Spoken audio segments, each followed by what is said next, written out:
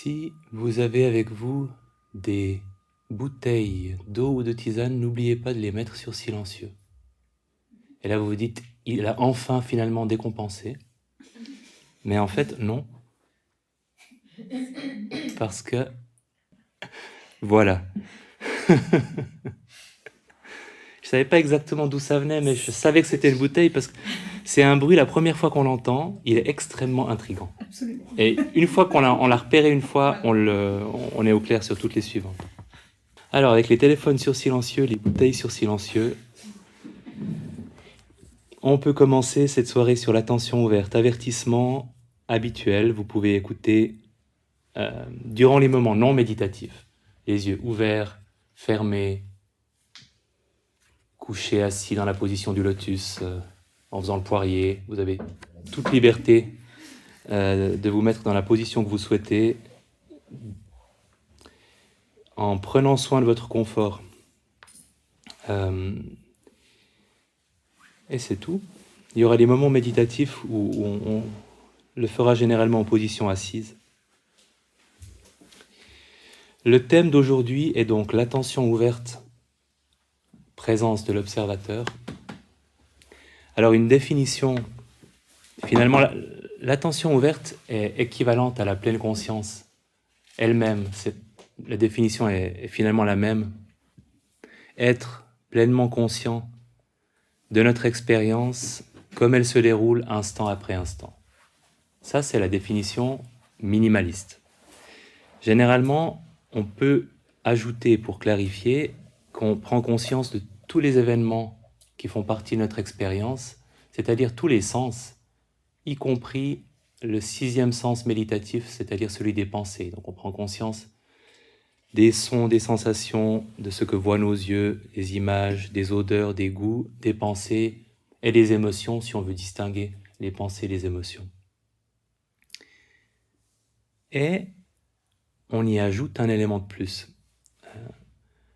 Dans la pratique méditative, qui en fait découle naturellement de cette façon d'être pleinement conscient de notre expérience, mais qui peut aussi nous aider à nous orienter quand on est en attention ouverte.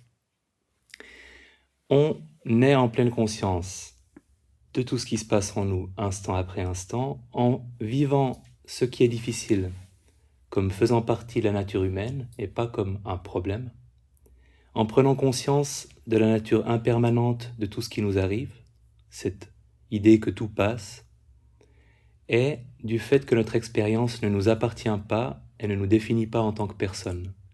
Le fameux « je ne suis pas mes pensées, je ne suis pas mes émotions ». Donc ça renvoie à cette idée d'impermanence et de désidentification. Alors ça peut être nébuleux, mais ça va se clarifier.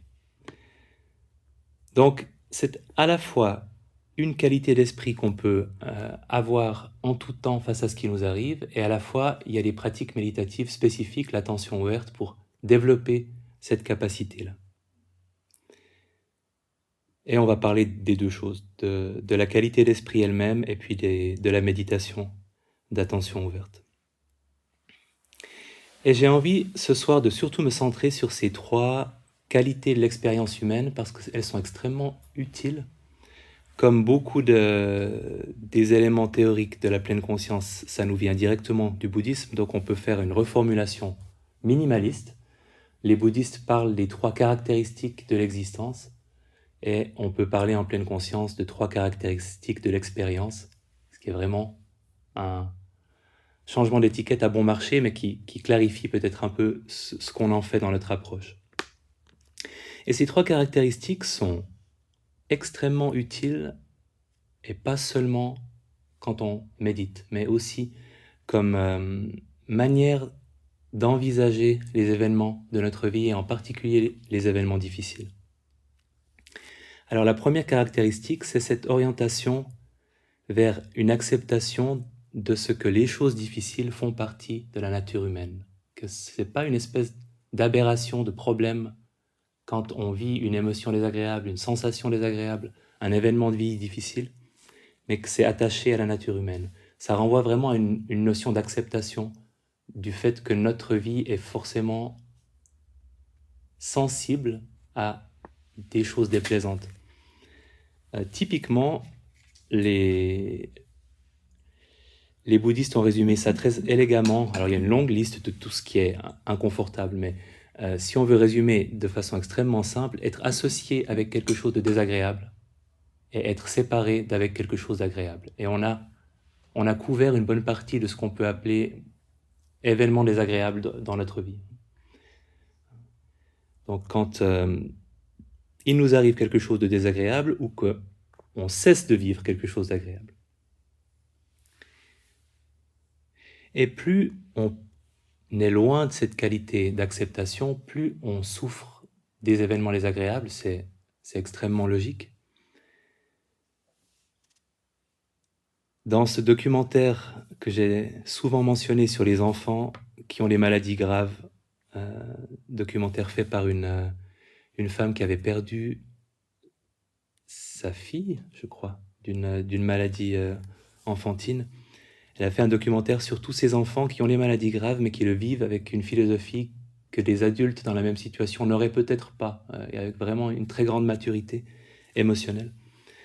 Et, à un de ses enfants, on posait la question « Mais qu'est-ce que tu fais quand tu es triste ?»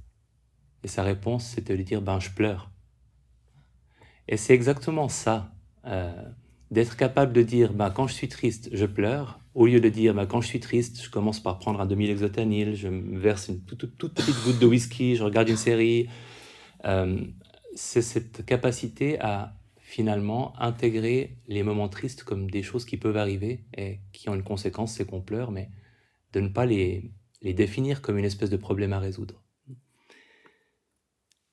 Ça me fait aussi penser à la citation que j'avais déjà citée il y a 2 semaines, de Michael J. Fox. Il y a une idée qui m'est venue il y a quelques années et que j'aime vraiment beaucoup. Mon bonheur est simplement proportionnel à mon acceptation et inversement proportionnel à mes attentes. C'est la clé pour moi. Si je peux accepter la vérité de « voilà ce que j'ai à vivre », ce n'est pas ce que j'attendais, mais c'est la réalité de mon expérience, alors il me vient toute cette liberté de vivre d'autres choses. Donc, c'est l'exact inverse de cette révolte intérieure qu'on a souvent quand quelque chose nous tombe dessus et qui nous fait dire « mais pourquoi moi, pourquoi maintenant ?» Un sentiment d'injustice, une volonté de lutter contre le côté inévitable des malheurs qui peuvent nous tomber dessus. Cette capacité de le considérer comme faisant partie de la nature humaine et du coup aussi, et ça c'est un élément important, de se sentir lié à toutes les autres personnes dans le monde qui peuvent vivre des mêmes circonstances ou des mêmes problèmes. De cette absence de séparation, d'aliénation, de solitude face aux difficultés de l'existence, qui est aussi contenue dans cette idée de compréhension que, étant humain, je suis parfaitement équipé pour souffrir d'un certain nombre de choses, dont ce que je suis en train de vivre maintenant. Et évidemment, souvent, c'est pas du tout évident de faire apparaître ou de cultiver cet état d'esprit. Et une bonne partie de notre souffrance découle plutôt de notre rejet de ce qui nous arrive que de ce qui nous arrive en premier plan. Et quand on parle de deuil à faire, tous les deuils, les deuils de notre état de santé, de nos relations, c'est toujours cette idée du temps qu'il nous faut pour accepter que ce genre de choses-là puissent se produire dans notre vie. Les petits et les grands.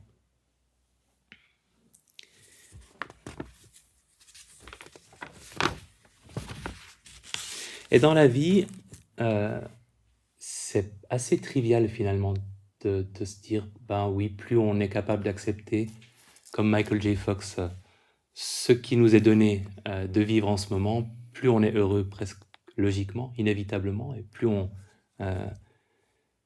rejette ce qui nous arrive, plus on en souffre. Et dans la méditation, c'est pas forcément quelque chose qu'il est si facile que ça d'observer. On peut observer les moments où on se contracte autour d'une douleur, par exemple, où on sent qu'il y a une réaction émotionnelle de rejet qui s'ajoute à l'inconfort physique. ou quand on est en train d'avoir envie que les choses soient différentes et qu'on réalise que d'avoir envie d'autre chose que de cette douleur ou de cette émotion ou de cet état d'esprit ne nous fait pas du bien non plus. Donc on a cette possibilité-là d'observer ces moments où on n'est plus dans cet état d'acceptation. Ça, c'est la première caractéristique de l'expérience ou de l'existence. Et c'est pas la plus facile à cultiver sur le plan méditatif. Même si, par voie indirecte,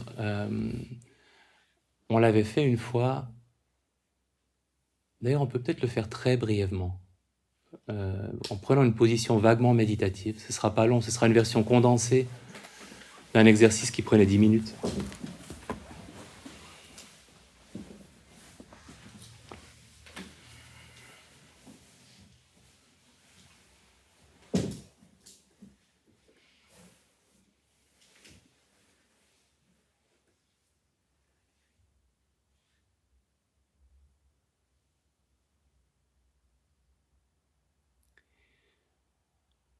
Sans trop réfléchir, sans trop l'imaginer, de façon aussi simple que possible, en nommant le principal problème dans votre vie en ce moment. Pas le problème du jour, plutôt le problème qui prend de la place depuis un certain nombre de jours, un certain nombre de semaines ou de mois ou d'années, le principal nuage dans votre ciel, si vous deviez nommer la situation, le problème qui prend le plus de place. Simplement nommer.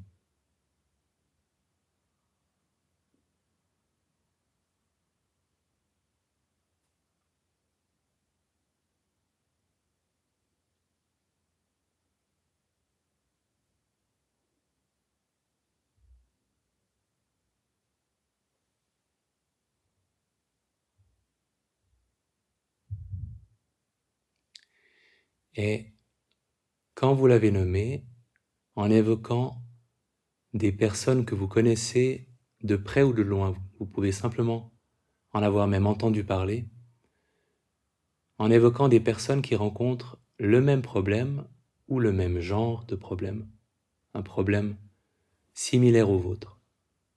Imaginant ces personnes que vous connaissez ou dont vous avez entendu parler.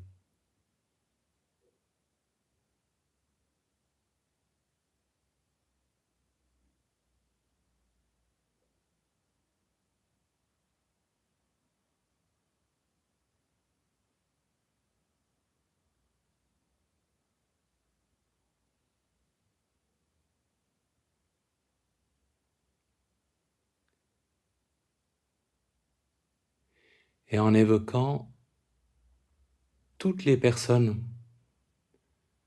dans le monde qui rencontrent un problème similaire au vôtre. En faisant travailler votre imagination, vous pouvez simplement faire défiler des visages, des situations, imaginer comment ces personnes font face à ce problème, comment elles le vivent.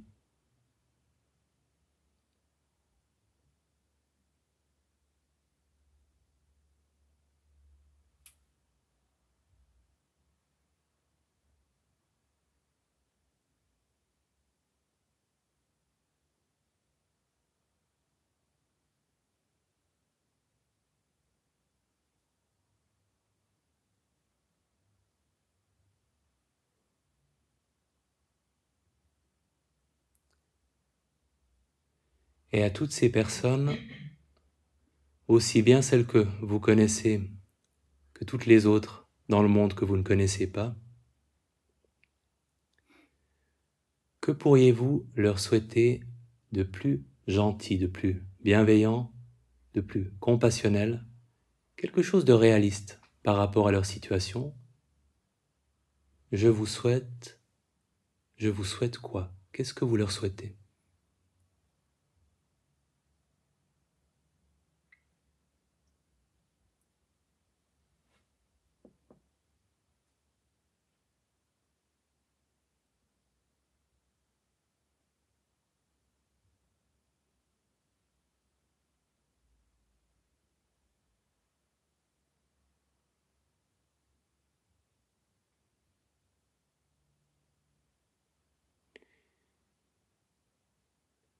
Et quand vous avez une phrase à l'esprit, en l'adressant intérieurement à toutes ces personnes,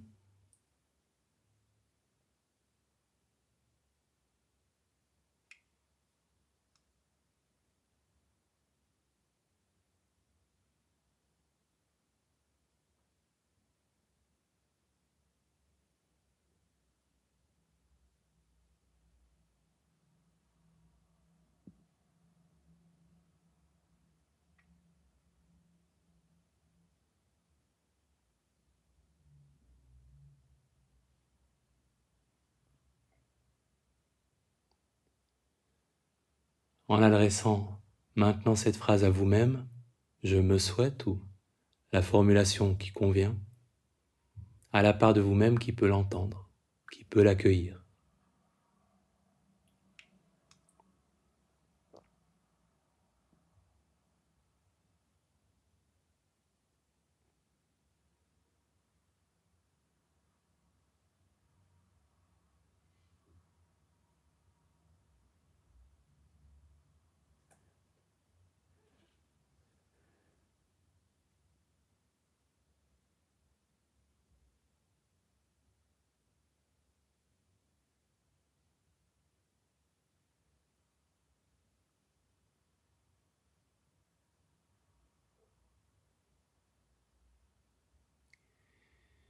Et pour finir, c'est un « je nous souhaite » que vous adressez à vous-même et à toutes les autres personnes ensemble.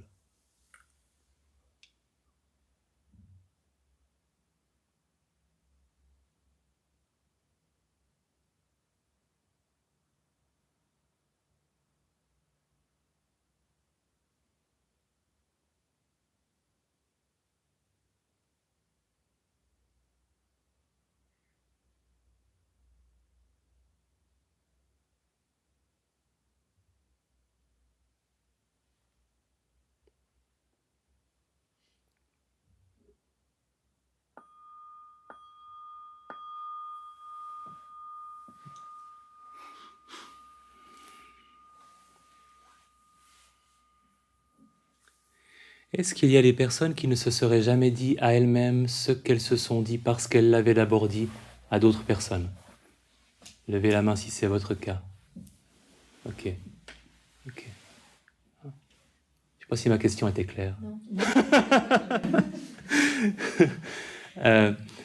Est-ce qu'on a commencé par adresser une phrase aux personnes qui sont dans la même situation que nous, mais qui ne sont pas nous, et ensuite on se l'a adressé à soi. Donc l'inspiration pour la phrase ne nous est pas venue en pensant à nous, mais en pensant à d'autres personnes, ce qui souvent fait venir d'autres mots que les mots qu'on aurait choisis si on s'était parlé directement à soi-même dans la méditation. Donc est-ce qu'il y a des mots que vous ne seriez pas dit spontanément, que vous vous êtes dit uniquement parce que vous les aviez dit avant aux gens auxquels vous aviez pensé? Merci. Et évidemment, un des résultats possibles, si on pratique cet exercice, cette méditation, c'est de prendre conscience que ce qu'on pense parfois, même si on sait que c'est pas vrai, n'arrivait qu'à nous, et on se sent seul, isolé avec le problème qu'on rencontre, est quelque chose de forcément partagé, même si on a utilisé notre imagination pour évoquer des personnes dans le monde, c'est forcément partagé. Et d'alléger un petit peu, on pourrait appeler ça une espèce de sentiment d'aliénation quand on est face à un problème et qui prend beaucoup d'espace, d'oublier que c'est quelque chose qui fait partie de la condition humaine et que c'est pas juste notre problème exclusivement à nous. Quand ça fonctionne, c'est ce que ça peut apporter.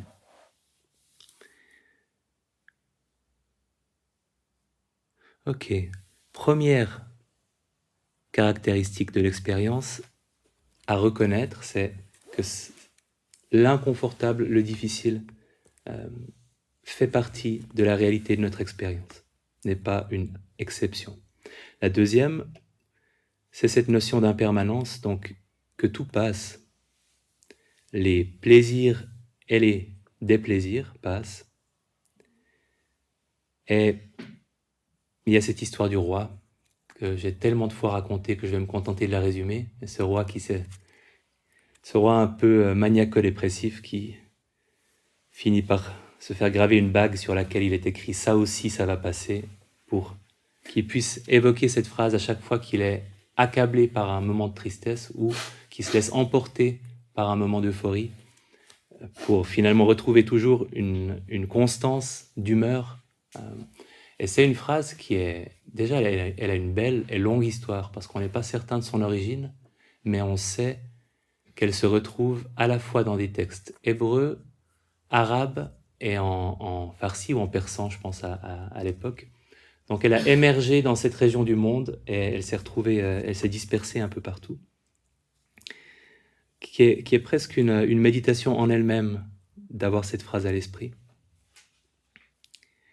Et c'est vrai au niveau méditatif, mais c'est aussi vrai au niveau des grands événements de la vie en général.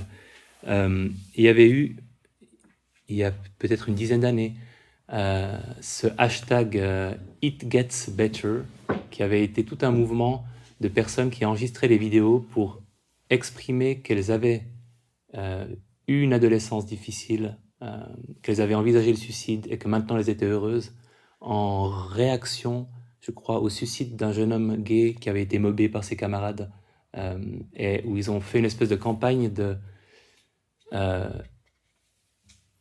prévention du suicide finalement, en essayant de faire passer le message que quoi que vous puissiez penser maintenant, ça s'arrange. It gets better finalement. En français, on peut le traduire par ça s'arrange. Ça s'arrangera. Et c'est exactement cette vérité de l'impermanence qu'il cherchait à exprimer. C'est que quoi qu'on ait le sentiment sur le moment, tout passe et tout change. Je ne veux pas trop vous faire plonger là-dedans, mais si vous vous rappelez des pires moments de votre existence, ou simplement de moments pas terribles, dans un passé lointain, vous vous rappellerez sûrement d'une situation où vous étiez persuadé que ça ne changerait jamais et que ça ne pourrait pas s'arranger. Et on se retrouve souvent pris dans cette conviction que non, ça ne change pas, alors que ça change. Dans le film, un des enfants, dans le documentaire, un des enfants exprime aussi cette vérité-là en disant « Quand on perd quelqu'un qu'on aime, on est d'abord très triste, mais ensuite on peut de nouveau être heureux. »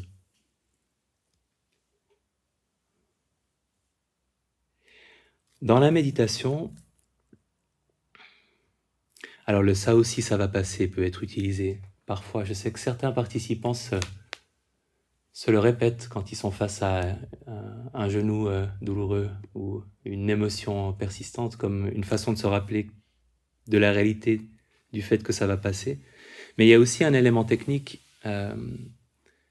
Quand on médite et qu'on est face à une émotion ou à une douleur, une émotion difficile ou une douleur, la recommandation généralement, c'est de se centrer sur l'aspect purement physique, si c'est une émotion, uniquement ce qui se passe dans le corps en lien avec l'émotion. Et en observant que les sensations, ça permet d'observer qu'elles changent. Et quand on commence à observer qu'elles changent, qu'à l'inspiration elles sont plus intenses, par exemple, à l'expiration moins intenses, qu'elles changent de forme ou de répartition dans le corps, quand on observe qu'elles changent, on observe aussi qu'elles finiront par passer. Une fois qu'on a pris conscience de la nature changeante, on a aussi conscience qu'à un moment ou à un autre, ça va passer. En tout cas, ça facilite beaucoup cette prise de conscience-là. Et on peut souvent littéralement l'observer passer. Si vous prenez conscience d'une bouffée d'anxiété dans une méditation et que vous tournez votre attention vers là où vous la sentez le plus, peut-être ici ou là, et que vous restez avec ces sensations et que vous respirez avec elles, après un certain nombre de respirations, vous observerez que quelque chose baisse, que l'intensité n'est plus la même. Donc vous ferez l'expérience concrète de cette impermanence.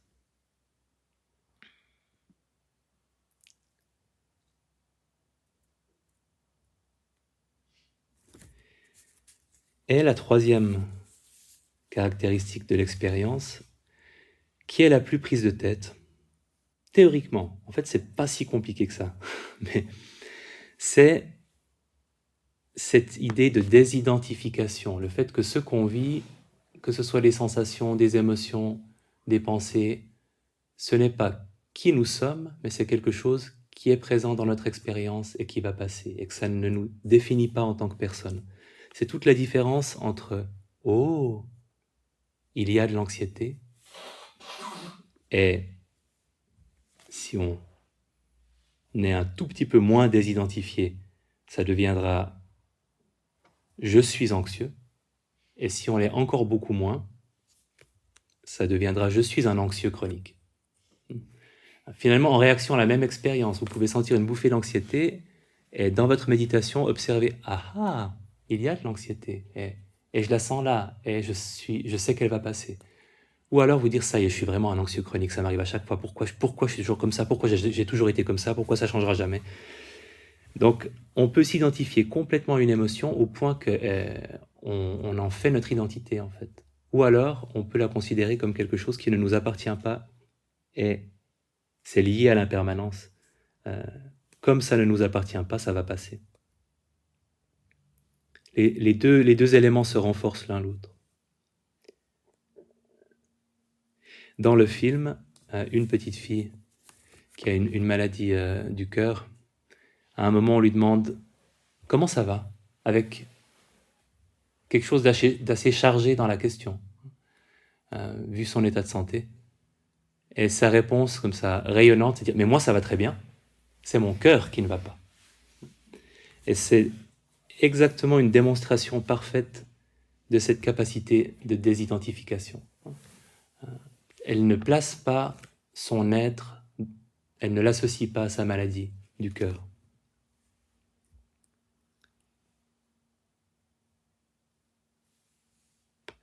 Bon, d'une manière générale, notre identité, on y investit beaucoup. On pense qu'on est une personne solide, qui est toujours la même au fil du temps, alors que ce n'est pas extraordinairement rationnel. Si vous évoquez brièvement une bêtise que vous avez pu faire quand vous étiez adolescente ou adolescent, et ça m'arrive de temps en temps, je ne sais pas si ça vous arrive, d'avoir des très très vieux souvenirs de choses que je n'aurais pas dû faire il y a très très longtemps, et j'ai une espèce de bouffée de honte, j'imagine, ou de culpabilité, suivant de quoi il s'agit. Et ce qui est fascinant dans ces moments-là, c'est que je suis responsable, moi, Pierre, bientôt 42 ans, de ce qu'un Pierre, qui avait le même nom que moi, mais qui n'a rien à voir avec moi, a fait quand il avait 19 ou 21 ans.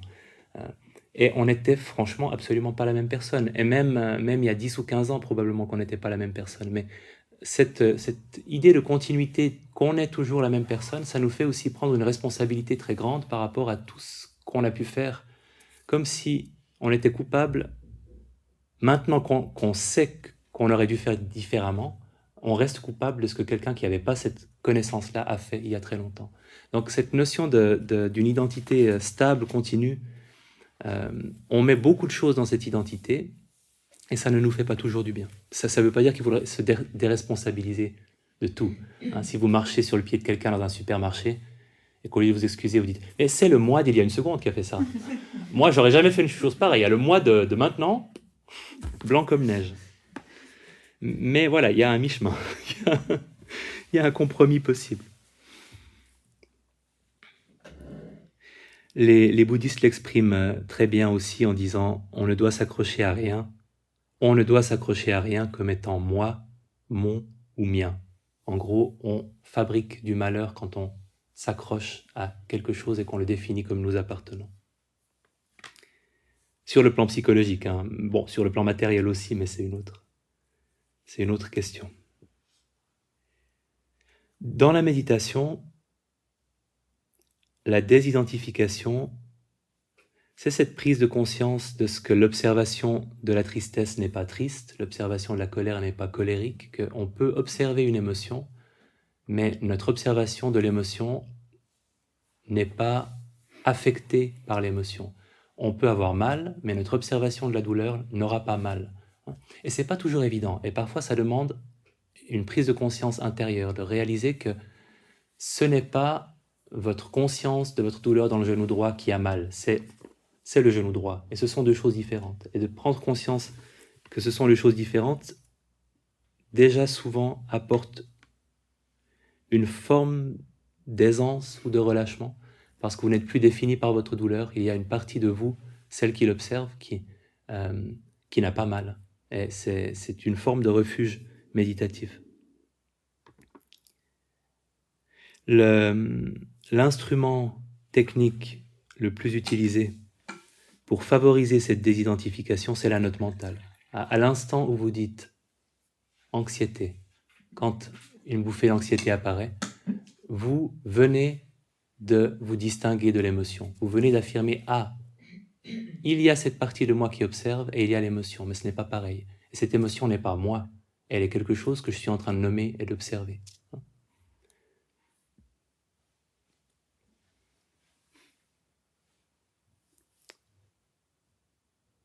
Il y a cette anecdote de l'enseignant de méditation dans la gare routière indienne que j'ai aussi souvent raconté, Munindra, qui faisait un pèlerinage en Inde dans des conditions estivales.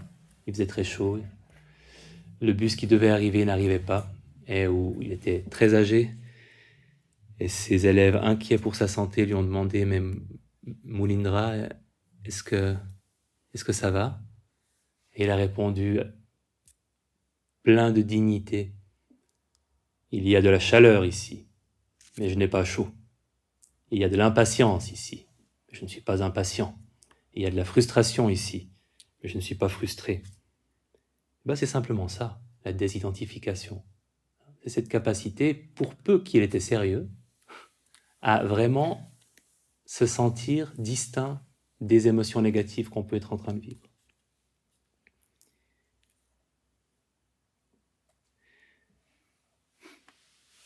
Et la raison pour laquelle je trouve que cette liste est importante, c'est que quand quelque chose cloche dans nos vies ou dans nos méditations, quand il y a une insatisfaction, quand il y a quelque chose qui ne tourne pas rond, il y a toujours un de ces éléments qui est intéressant à observer. On a probablement perdu conscience d'un de ces éléments-là.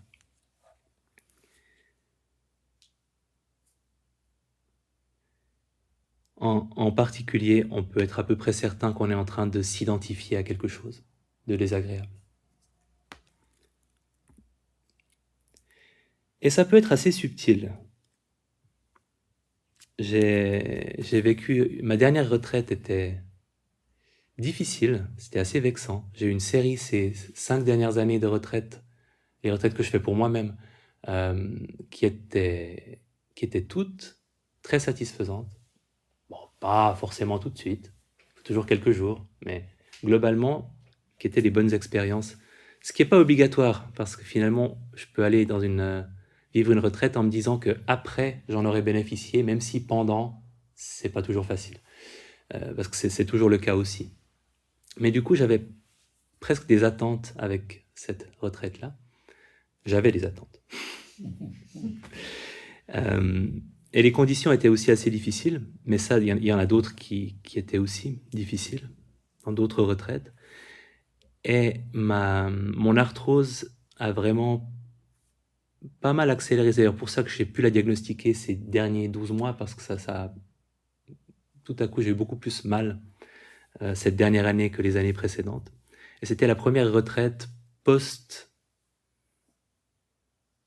vraiment diagnostic et prise de conscience de la réalité physique de la situation que je faisais, et j'ai eu très mal. Et c'était très vexant parce que j'avais la prétention d'être un peu post-douleur dans mes retraites méditatives. C'est-à-dire, la douleur, je connais. Et là, je connaissais pas. Ça me posait vraiment un problème actif dans mes assises. Et j'ai essayé de comprendre ce qui se passait, donc d'observer la douleur quand elle était présente. Bon, changer aussi de position, prendre des positions plus confortables. Enfin, j'ai essayé les trucs pragmatiques et les trucs méditatifs aussi.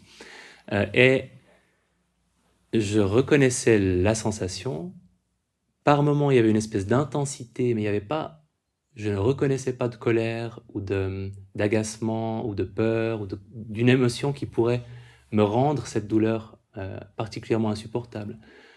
Mais en attendant, elle restait très pénible, alors que j'ai déjà eu des douleurs intenses qui n'étaient pas pénibles, qui étaient vraiment des sensations intenses, mais qui avaient perdu leur qualité de problème pour moi durant des retraites. Et il m'a fallu beaucoup de temps pour me dire, bon, c'est pas que je rejette la présence de cette douleur, c'est pas un processus de deuil. Je voyais aucune pensée qui pouvait expliquer que ça prenne tellement de place pour moi. Et j'ai réalisé qu'en fait, dans ma tête, j'imaginais un futur où les douleurs auraient disparu. J'imaginais un Pierre débarrassé définitivement de ses douleurs comme une option possible à l'avenir. Et que parce que je l'imaginais et que j'y pensais beaucoup, ça me rendait plus difficile l'acceptation de la douleur qui était là, parce que je la comparais intérieurement au futur Pierre qui en sera débarrassé.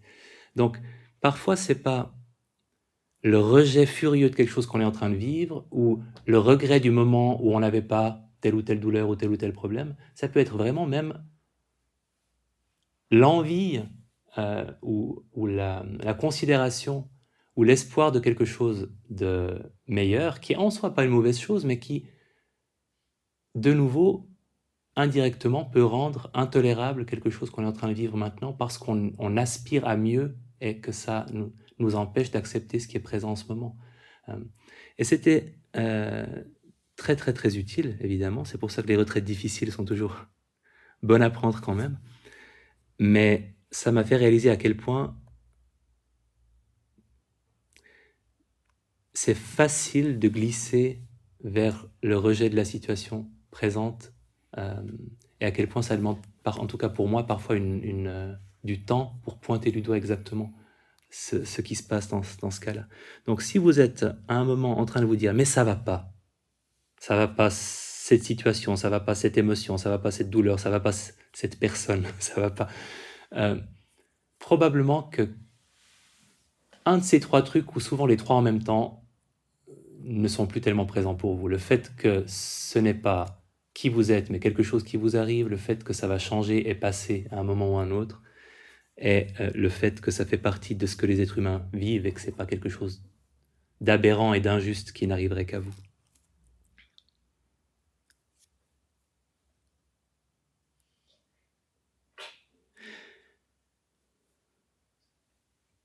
Et ces trois qualités-là, si on les a en permanence à l'esprit, si on arrive à les rendre présentes, c'est une espèce de vaccin contre la douleur émotionnelle. Si on pouvait être toujours dans un état où on a conscience de ces trois qualités-là, on souffrirait assez peu, émotionnellement parlant. Et c'est pour ça que c'est très intéressant de les cultiver.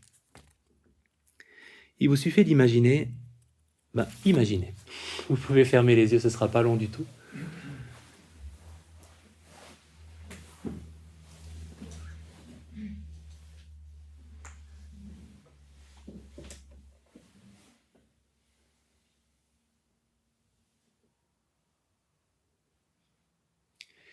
Imaginez que vous vivez une émotion désagréable. Choisissez votre chouchou, l'émotion désagréable qui a le plus souvent tendance à vous rendre visite, peut-être celle qui prend le plus d'espace, qui vous gêne le plus, en imaginant simplement que vous êtes en train de vivre cette émotion-là.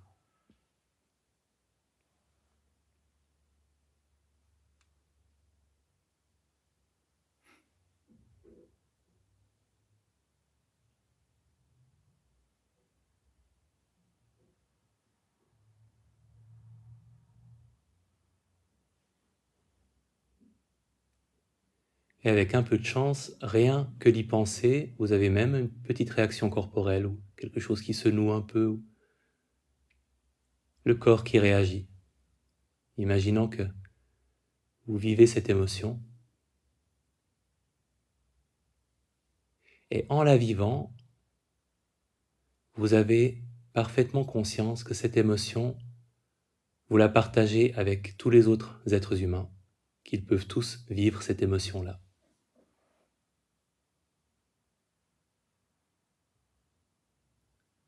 C'est pas différent de respirer, de vivre cette émotion. Et vous en avez conscience.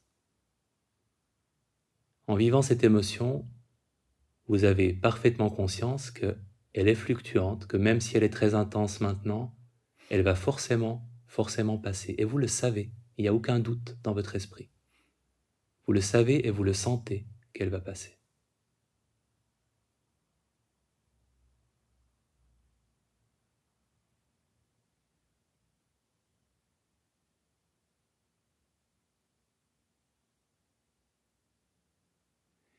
Et finalement, vous vivez cette émotion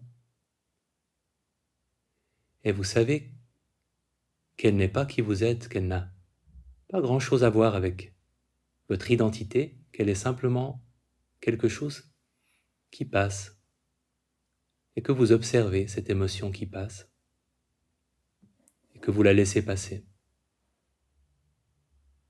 Comme vous pourriez regarder une feuille d'automne tomber doucement de l'arbre, vous regardez la manifestation d'une émotion. Elle ne fait pas partie de qui vous êtes.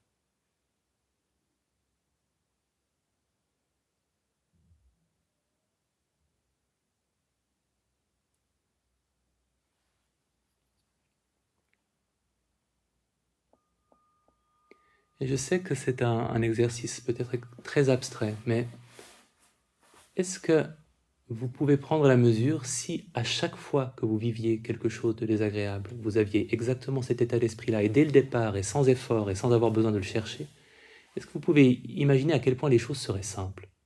Je ne sais pas si ça a été le cas pour certaines personnes. Levez la main si c'est le cas, j'accepte le flop. Ok, flop. Mais c'est compliqué.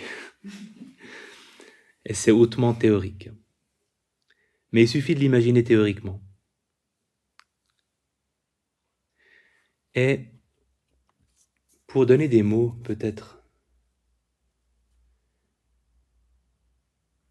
les mots qui me viennent pour décrire la qualité d'esprit qu'on peut trouver quand ces caractéristiques sont toujours présentes, il y a le mot aisance, le fait qu'on ne se sente jamais menacé, même par une tempête émotionnelle, parce qu'on sait qu'elle passera, parce qu'on sait qu'elle n'est pas qui nous sommes. Une sécurité, et évidemment un pas vers ce fameux bonheur indépendant des circonstances, parce que on peut être heureux même dans les situations difficiles, parce qu'elles ne nous affectent pas autant qu'elles le feraient si on était emporté par une rumination. Et pareil pour les moments de bonheur, puisque la conscience de l'impermanence implique aussi de profiter pleinement des moments agréables quand ils sont là, sachant qu'ils vont passer, ce qui les rend précieux.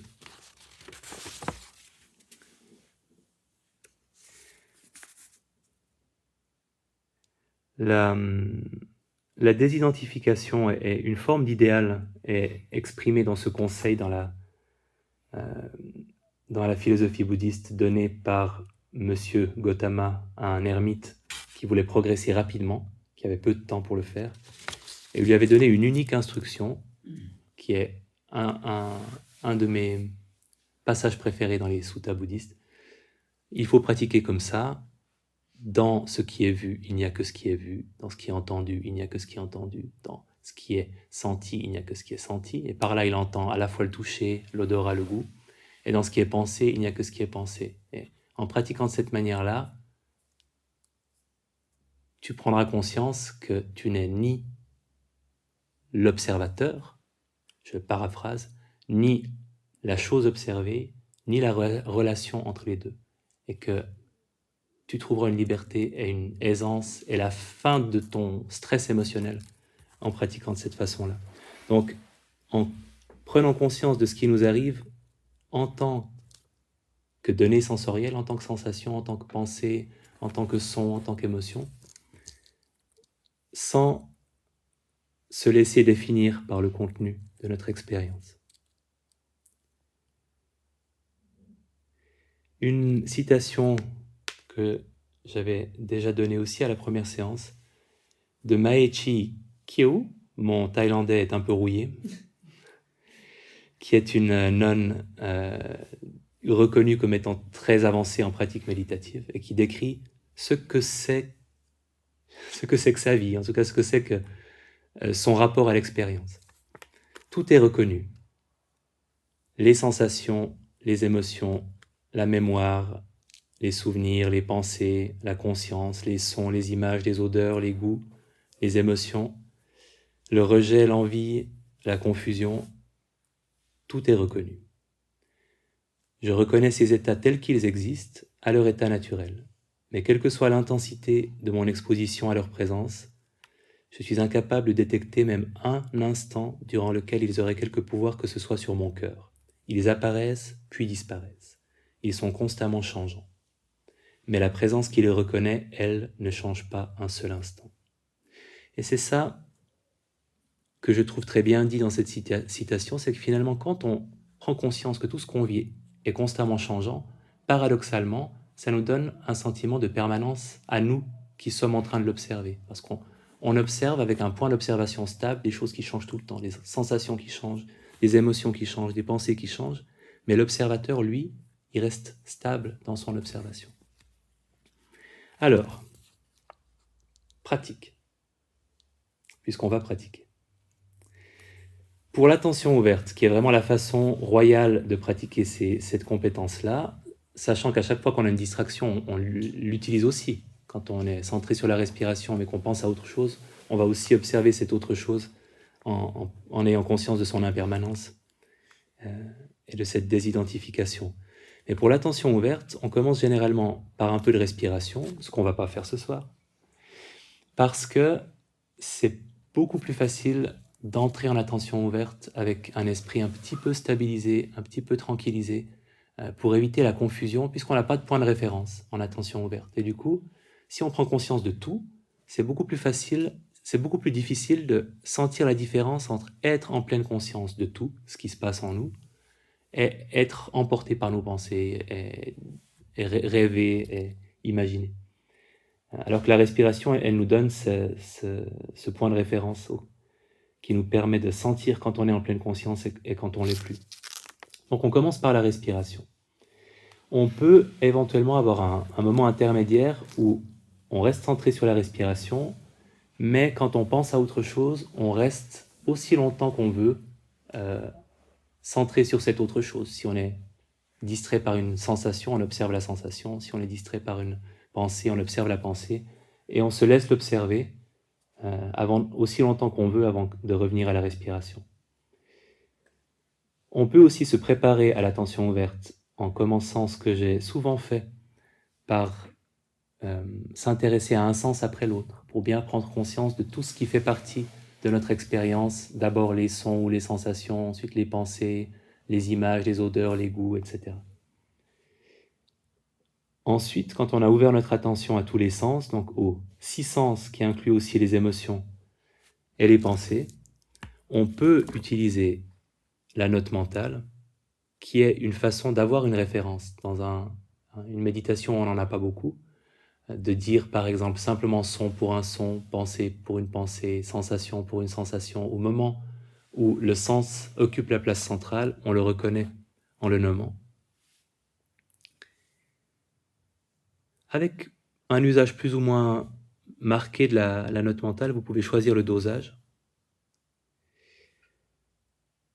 Et très important dans l'attention ouverte, c'est pas grave si vous réalisez que vous aviez pensé à une pensée après que la pensée vous a éloigné de votre état de pleine conscience. Si vous étiez centré sur un son et que tout à coup une pensée survient et que quand vous émergez de la pensée, ça fait un bon moment qu'elle vous avait emporté loin, le moment où vous revenez, c'est un moment de pleine conscience aussi. Et donc on peut observer une pensée juste avant qu'elle se produise, quand elle se propose à nous, rarement mais parfois ça arrive. On peut observer une pensée quand on est en plein dedans, ou on peut observer une pensée quand on s'est perdu dedans pendant très longtemps et qu'on en émerge, et que c'est seulement à ce moment-là qu'on réalise qu'on en a eu une. Et les trois choses sont tout à fait valables. C'est pas un problème d'observer une pensée après coup. C'est assez naturel. Alors, je vais vous proposer un exercice d'attention ouverte. Je vais aérer pendant les 3 premières minutes. Et ensuite, je vous donnerai des indications pour l'attention ouverte et pour comment faire ressortir cette notion d'impermanence et de désidentification.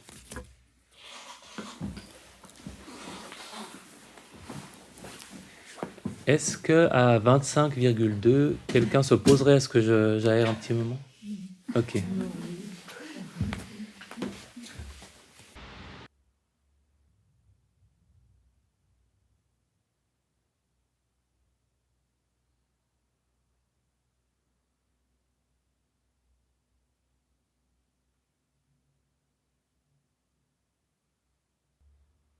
Est-ce que le corps est aussi détendu qu'il peut l'être? Et en prenant le temps de quelques expirations conscientes, avec chaque expiration, un encouragement pour que le corps se détende.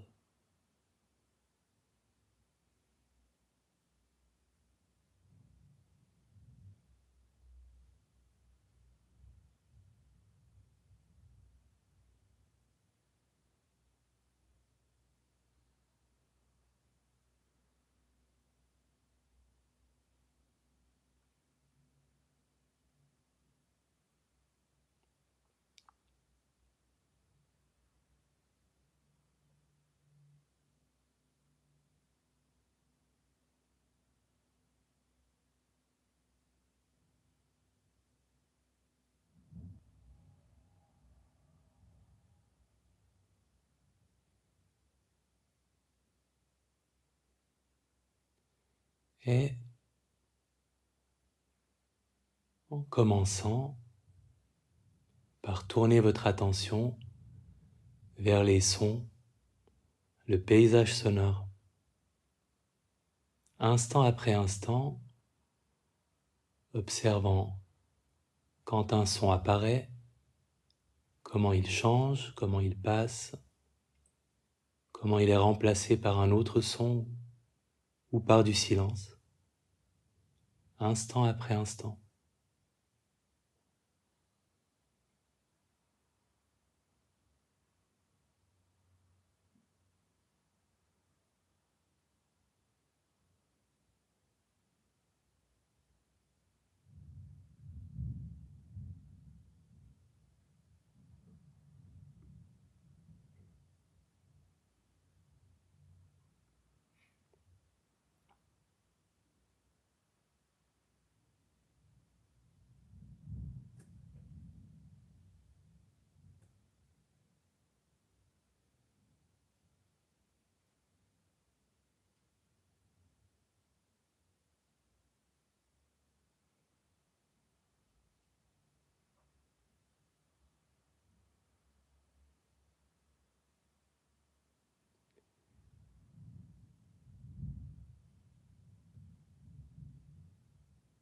Et quand vous avez exploré les sons, ouvrant votre attention aux sensations. Tout le paysage des sensations, les sensations de contact avec le sol, avec le coussin, les sensations à la surface de la peau, à l'intérieur.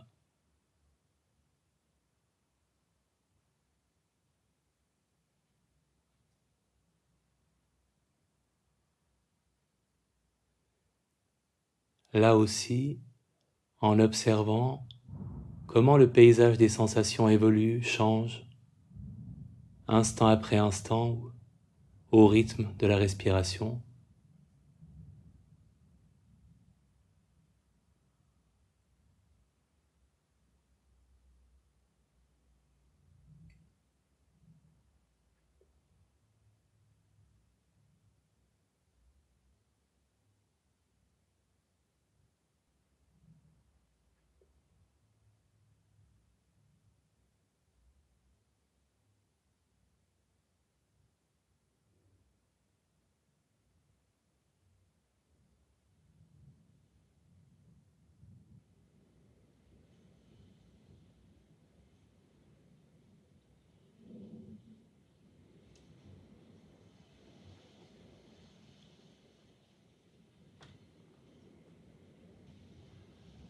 de la curiosité pour le sens de la vue, pour ce que voient vos yeux fermés. Peut-être de l'obscurité ou des jeux de formes, de lumière, de couleurs. Instant après instant, comment ce paysage visuel se transforme.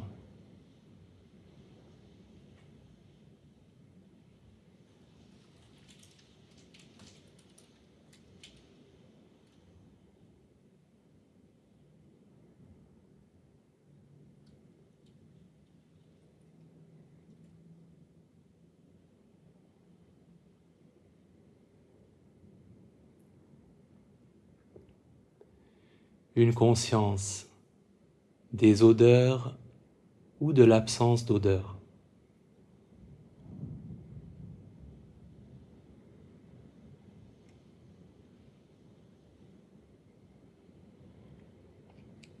Une conscience des goûts ou de l'absence de goût.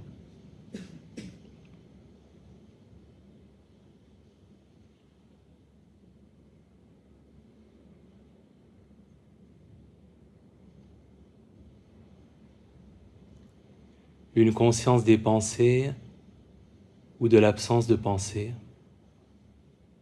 Qu'est-ce qui est présent ?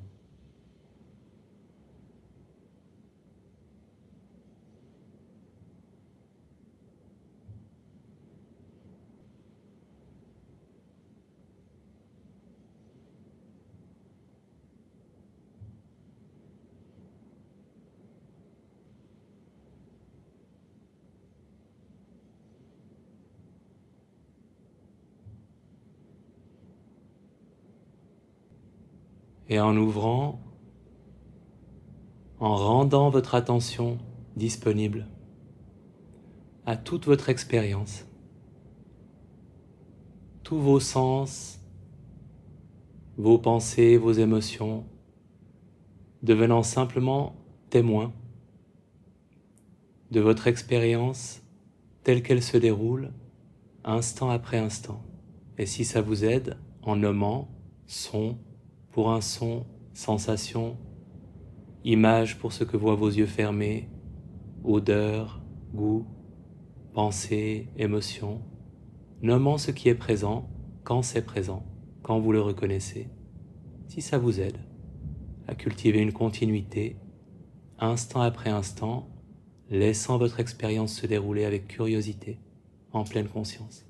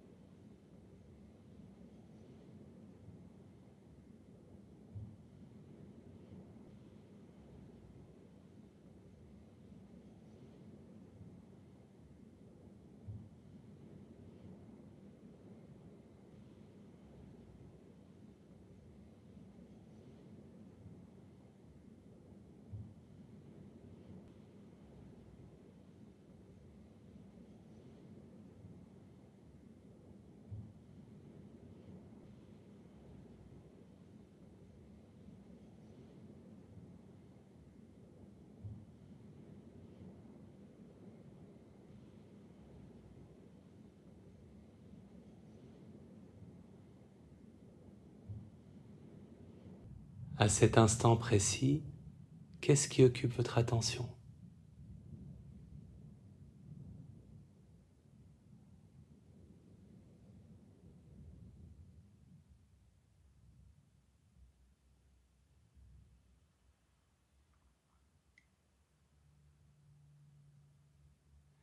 En faisant preuve de curiosité pour l'impermanence dans votre expérience, en observant comment un son apparaît, comment une sensation, une pensée apparaît, comment ce son, cette pensée, cette sensation dure dans votre attention, puis est remplacée par un autre son, une autre sensation, une autre pensée, observant comment ces événements se suivent, changent, passent, sont remplacés les uns par les autres dans votre expérience. Prenant conscience de cette impermanence instant après instant.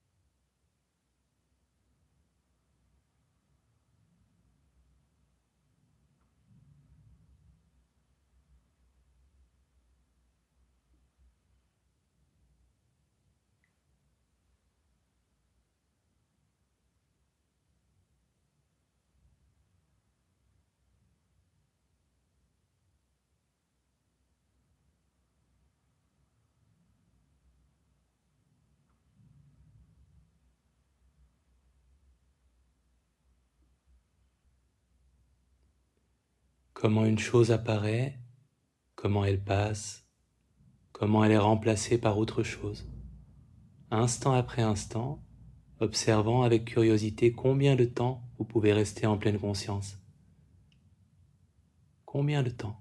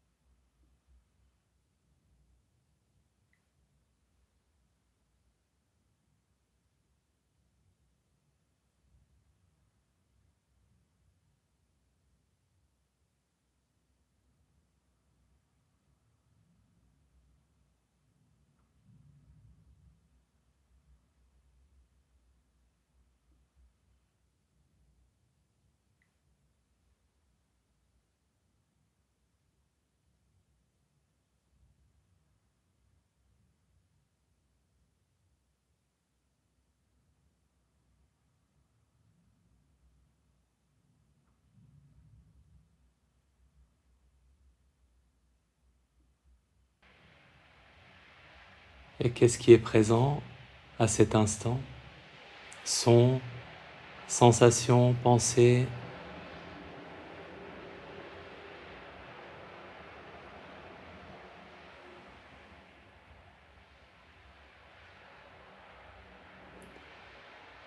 Laissant les sons être simplement des sons, les pensées simplement des pensées, les sensations simplement des sensations, laissant passer avec curiosité.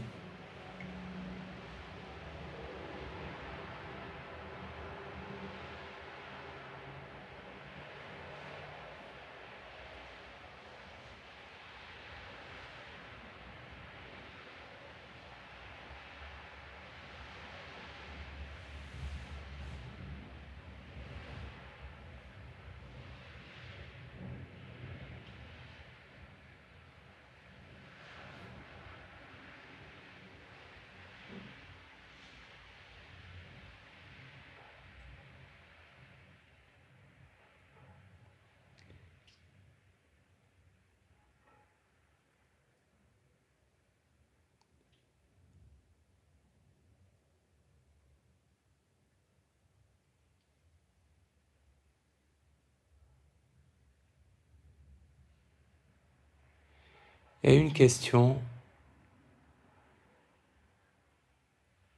où êtes-vous dans votre perception? Comment savez-vous qu'il y a un moi-je assis en train de méditer?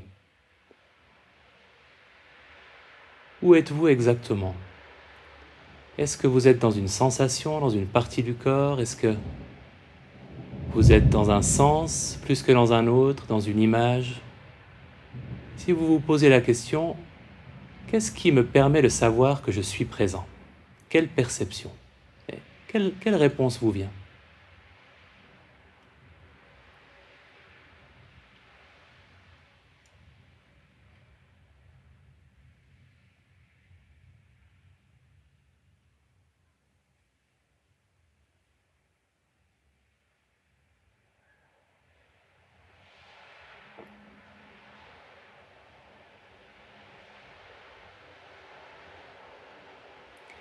Une autre façon d'explorer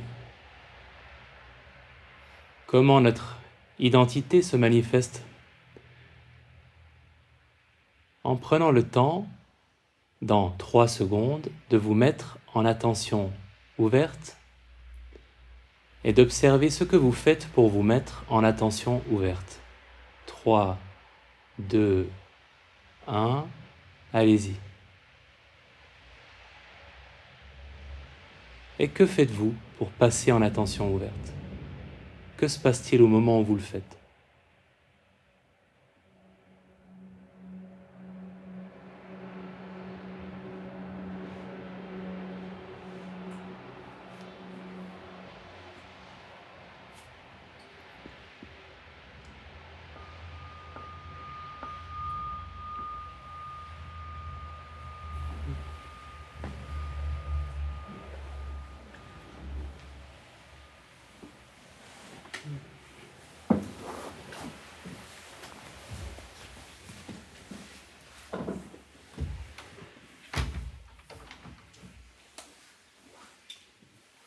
Merci beaucoup.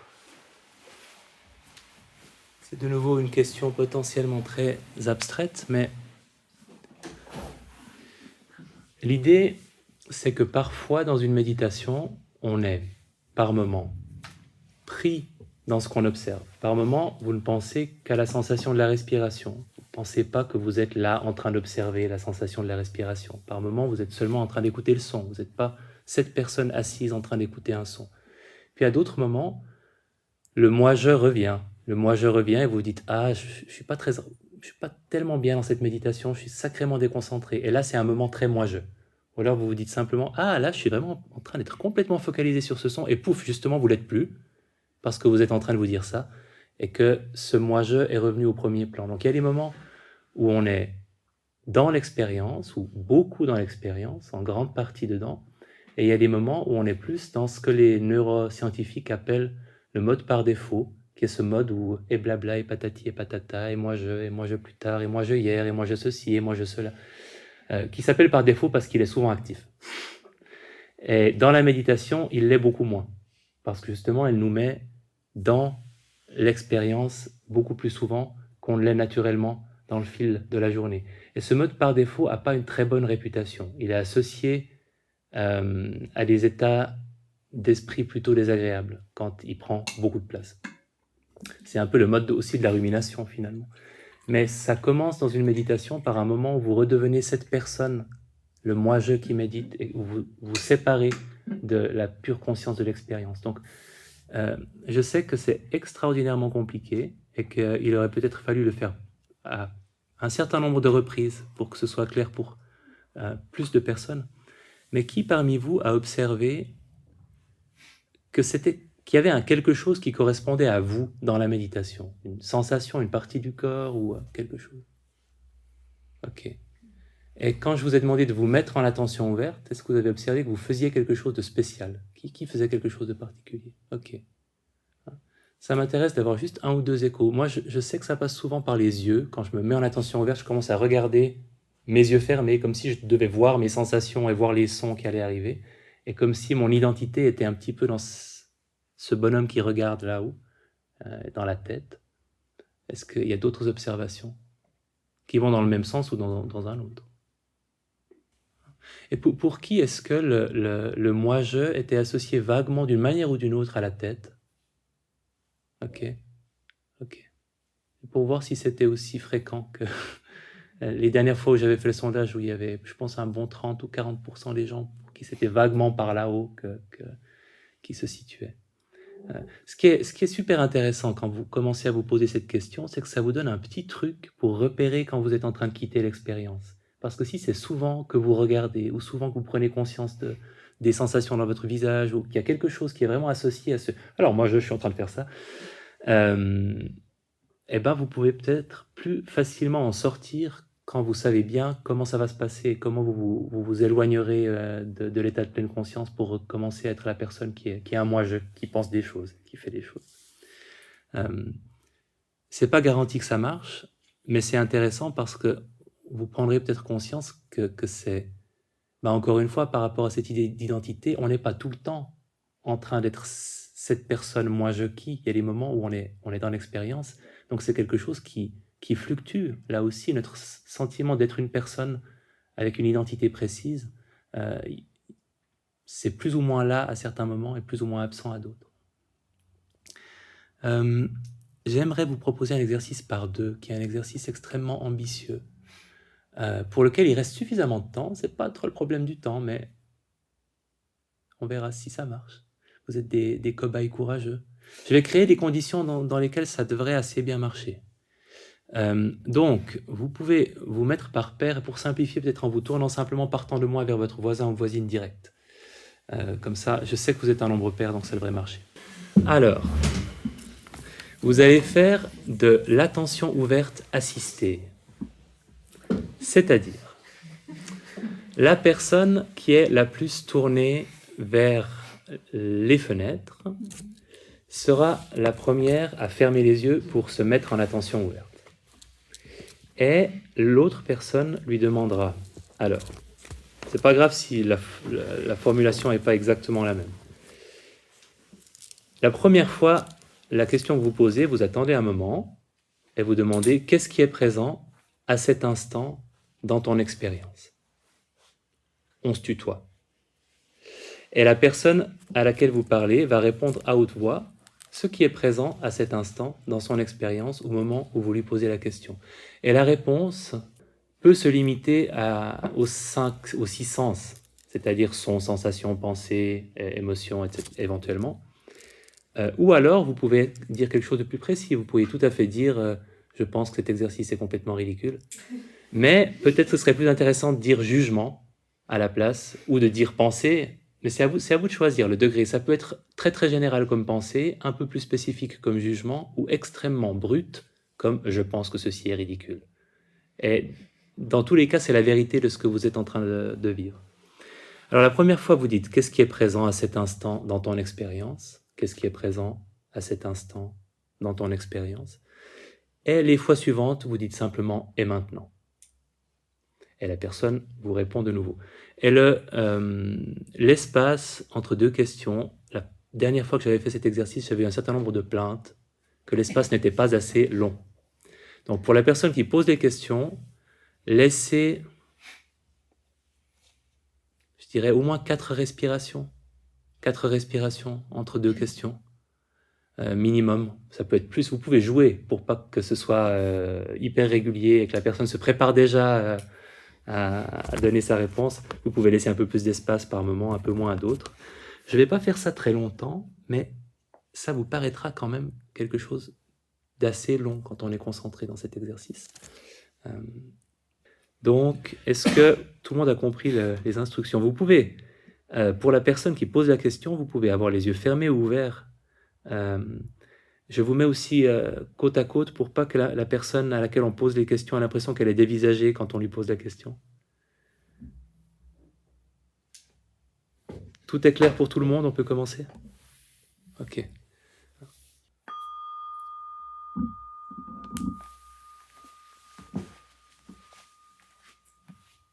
Qu'est-ce que vous avez observé? Ça m'intéresse d'avoir juste un ou deux retours là-dessus. Et parfois on prépare une réponse, puis en fait elle est plus du tout pertinente quand on nous pose la question, puis on est obligé, presque à regret, de la laisser tomber et de passer à autre chose. Ouais. C'est intéressant d'observer ça, évidemment. Ouais. Autre chose? Voilà, si vous avez des conjoints, conjointes avec lesquels vous avez épuisé beaucoup de possibilités d'activités intéressantes. Vous avez fait le Scrabble, vous avez fait... voilà. Vous pouvez leur proposer quelque chose de complètement nouveau qui pourra vous rassembler ou vous séparer définitivement suivant comment ça tourne. Merci d'avoir participé à cette soirée. Comme souvent, je trouve que j'ai voulu dire trop de choses en trop peu de temps. Mais il y aura l'enregistrement pour le réécouter si nécessaire. Et je suis content qu'on ait pu terminer sur cet exercice-là que je trouve en tout cas très joli. Je vous souhaite une bonne semaine si on se revoit la semaine prochaine ou une bonne suite si on ne se revoit pas. À bientôt. Merci.